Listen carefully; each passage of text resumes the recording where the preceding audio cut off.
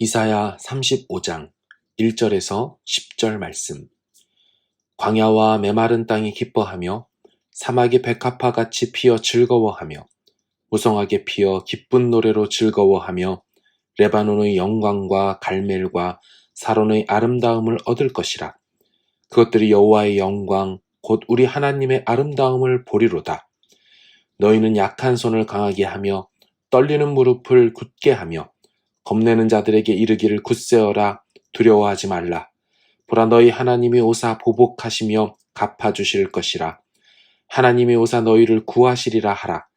그때에 맹인의 눈이 밝을 것이며 못 듣는 사람의 귀가 열릴 것이며 그때에 저는 자는 사슴같이 뛸 것이며 말 못하는 자의 혀는 노래하리니 이는 광야에서 물이 솟겠고 사막에서 시내가 흐를 것임이라.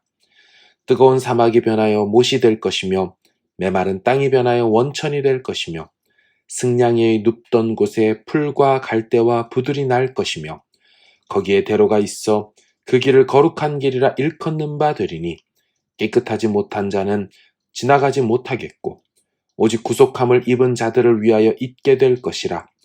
우매한 행위는 그 길로 다니지 못할 것이며 거기에는 사자가 없고 사나운 짐승이 그리로 올라가지 아니하므로 그것을 만나지 못하겠고 오직 구속함을 받은 자만 그리로 행할 것이며 여호와의 속량함을 받은 자들이 돌아오되 노래하며 시온에 이르러 그들의 머리 위에 영영한 희락을 띠고 기쁨과 즐거움을 얻으리니 슬픔과 탄식이 사라지리로다.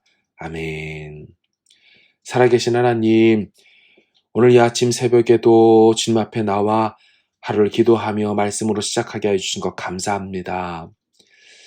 죄악된 세상, 불의한 세상 속에 살면서도 정의롭고 의로우신 하나님, 공의의 하나님을 바라보며 전국 소망으로, 하늘나라 소망으로 살게 하실 때 하나님 그 간극 속에서 힘들어하고 좌절하는 저희들을 주님 오늘도 말씀으로 위로하여 주실 줄로 믿습니다.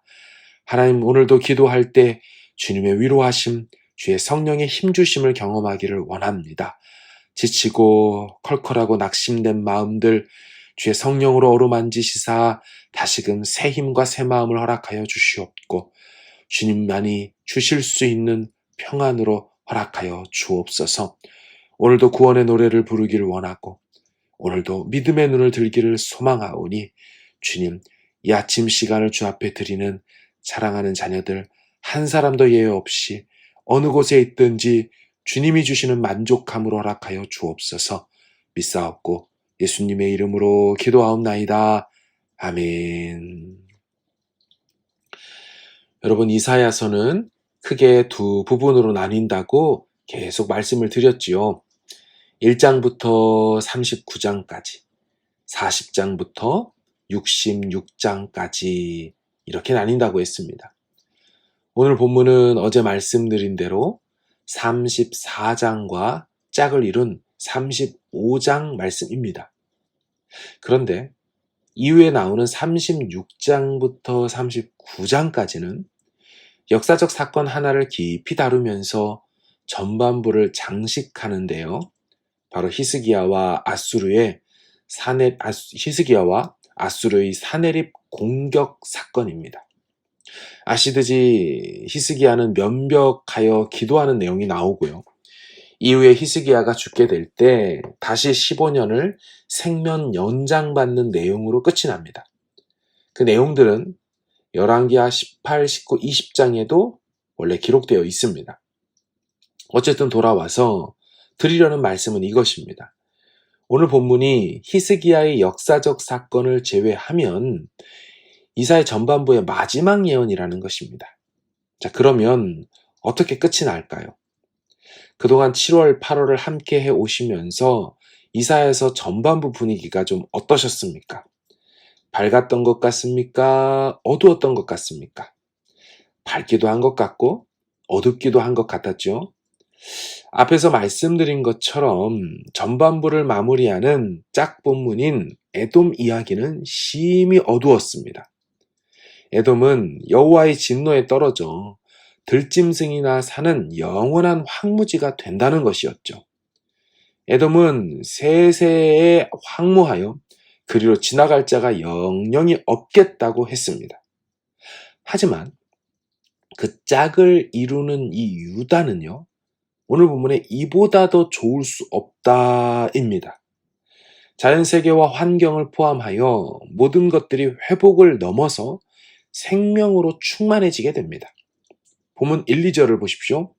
광야와 메마른 땅이 기뻐하며 사막이 백합화같이 피어 즐거워하며 무성하게 피어 기쁜 노래로 즐거워하며 레바논의 영광과 갈멜과 사론의 아름다움을 얻을 것이라.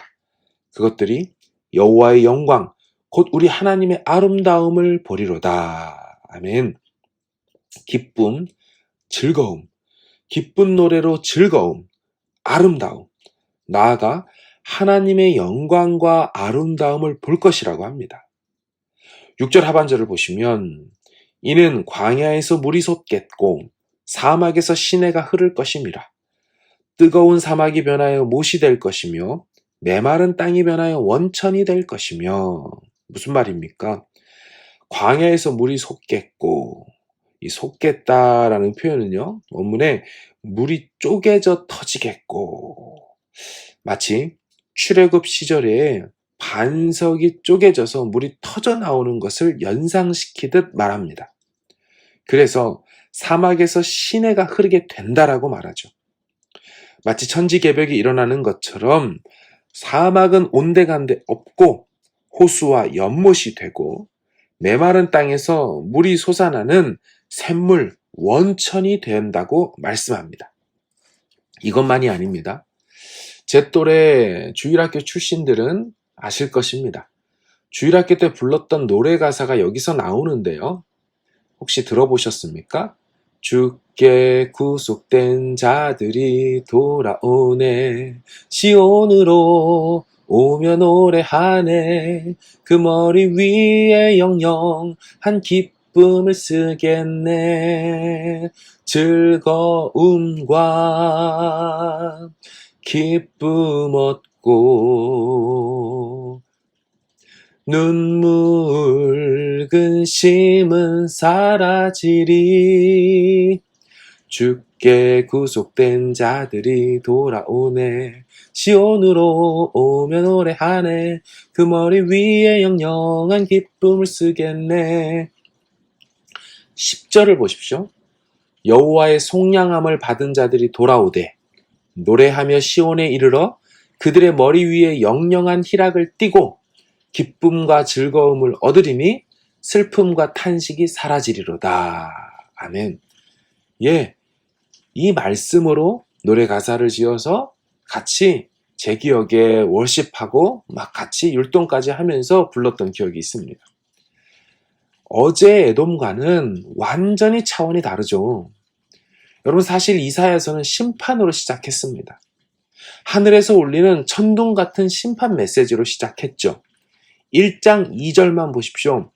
하늘이여 들으라, 땅이여 귀를 기울이라. 하늘과 땅을 증인 삼아서 세워놓고 여호와께서 말씀하시기를 내가 자식을 양육하였거늘 그들이 나를 거역하였도다. 소는 그 임자를 알고 나귀는 그 주인의 구유를 알건만은 이스라엘은 알지 못하고 사람도 아니고 짐승도 아니란 소리죠. 나의 백성은 깨닫지 못하는도다 하였도다. 슬프다 범죄한 나라요, 허물진 백성이요, 행악의 종자요, 이 악을 행하는 씨앗이라고 말해요. 행위가 부패한 자식이로다. 어떻습니까? 분위기가 상당히 심각하게 시작하지요. 이렇게 심각하게 시작한 이사야서 전반부인데 전반부 마지막은 형용할 수 없는 기쁨과 소망, 회복의 메시지로 마친다는 것입니다. 어떻게 가능할까요? 4절 중반절을 보십시오. 보라, 너희 하나님이 오사 보복하시며 갚아주실 것이라. 하나님이 오사 너희를 구하시리라. 이렇게 되어 있어요. 하나님이 오사 보복하시고 갚아주시고 너희를 구하여 주심으로 가능하게 된다. 그런데요, 이어지는 5, 6절을 보면 그 하나님이 오셔서 하시는 일이라고 하는데 우리는 이 구절을 읽을 때 어떤 분의 행동이 오버랩되면서 떠오르게 됩니다. 제가 읽을 테니 한번 들어보십시오. 그 하나님이 오사 그때에 맹인의 눈이 밝을 것이며 못 듣는 사람의 귀가 열릴 것이며 그때에 저는 자는 사슴같이 뛸 것이며 말 못하는 자의 혀는 노래하리니. 여러분 누가 생각나십니까? 네, 신약을 읽어본 사람들은 누구라도 아실 것입니다. 예수님이지요. 그분이 오셔서 무엇 하셨습니까? 신약을 대충 읽었더라도 이거는 아실 것입니다. 바디메오가 눈을 뜨고 실로암에 가서 씻음으로 눈이 떠졌던 맹인, 또 다른 맹인까지 눈을 뜨게 해줬던 사건들, 못 듣는 사람의 귀를 듣게 하시고 에바다 하심으로 열려라 하여 귀를 열어주시고 입도 열어주셨습니다. 앉은 뱅이도 일으켜 세우셨고 걷게 하시고 뛰게 하셨습니다. 5절과 6절은 모두 예수 그리스도의 대표적인 사역들이십니다. 그런데 앞에서 4절에서 오셔서 보복하시고 갚아주시고 구해주신다는 분이 누구라고 했습니까? 네, 너희 하나님이 오사 너희를 구하시리라 하셨죠. 예, 맞습니다. 그리스도 예수께서는 이 구약에 예언된 바로 그 성자 하나님, 구원자이십니다. 그분이 오심으로 죄와 사망에서 우리를 구원하셨지요. 우리 삶에 진정한 기쁨과 그 즐거움을 주셨습니다. 그 하나님의 영광과 아름다움을 보여주심으로써 더욱 사모하게 하셨습니다. 오늘 본문에 보면 여호와의 속량함을 입은 자들이 기쁨으로 돌아오는데요. 그냥 돌아오질 않습니다. 8절을 보십시오.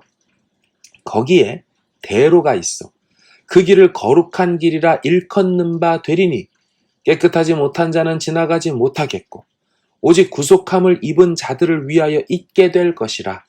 우매한 행위는 그 길로 다니지 못할 것이며 오직 구속함을 받은 자만 그리로 행할 것이며. 아멘. 그들이 포로된 곳에서 완전한 자유로 본토로 돌아오게 되는 대로가 있다고 하죠. 거룩한 길이라면서 있다고 하죠. 이 이사야가 말하는 구속받은 자들이 돌아올 길이 무엇을 의미하는지 아시겠죠? 예, 그리스도 예수, 길이요, 진리요, 생명이신 그분이 아버지께로 돌아갈 유일한 길이 되십니다. 그러나 어제도 말씀드린 것처럼 현실은 당장 샘물 솟고 반석에서 물이 터져 나오고 하지 않는다는 거죠. 현실은 1절처럼 광야와 메마른 땅, 사막입니다.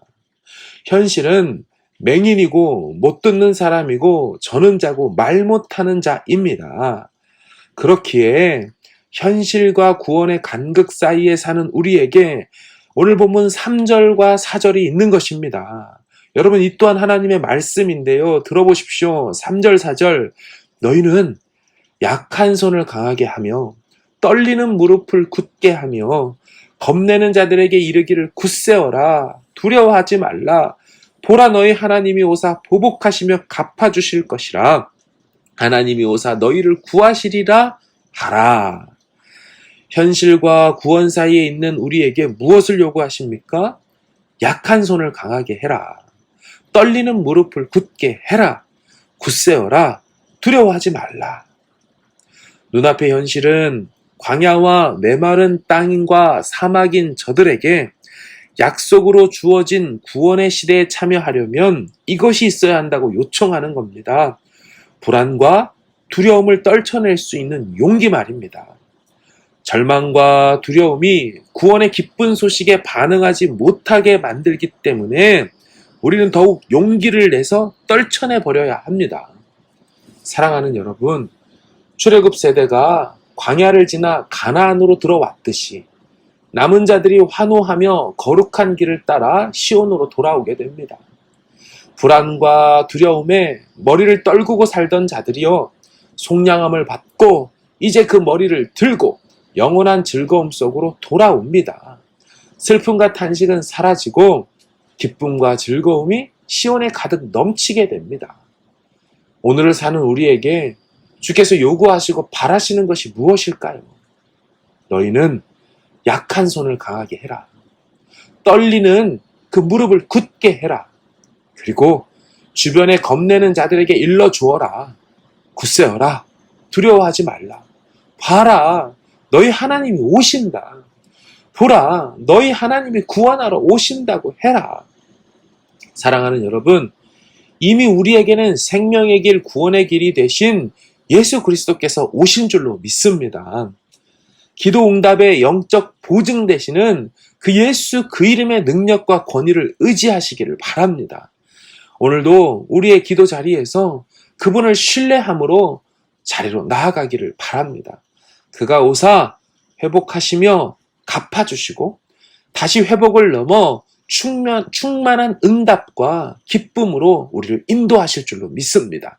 그날에 하셨던 그 예언의 말씀, 그대로와 거룩한 길, 이미 2000년 전에 예수 그리스도께서 오셨고 영원한 그 하나님 나라로 가실 길로 보좌 우편에서 우리를 위하여 기도하시며 그 구원의 길을 완성하시고 앞서 행하여 주십니다. 성령이 오늘도 우리의 기도에 힘을 더하여 주실 줄로 믿습니다. 이 기도 제목으로 이 마음 가지고 나아가기를 주의 이름으로 축원합니다. 우리 함께 기도할 때 말씀 기억하며 하나님, 내가 그 주님 바라보며 나아가겠습니다. 좌절하고 낙심하지 말고 용기를 내어서 나에게 요구하시는 떨리는 무릎, 약한 손, 주님 안에서 강하게 다시 붙들어 주시면 그 크고 의로운 손 의지하여서 이 시간도 나가겠습니다. 떨리는 무릎이 아니라 굳게 꿇는 무릎 되게 하여 주셔서 낙타 무릎같이 주님 앞에 머무를 때 주께서 그 손잡아 이끌어 세워주실 줄로 믿습니다. 이 믿음으로 주님 앞에 가지고 나온 기도 제목으로 나아가시길 주의 이름으로 축원합니다. 함께 기도하겠습니다.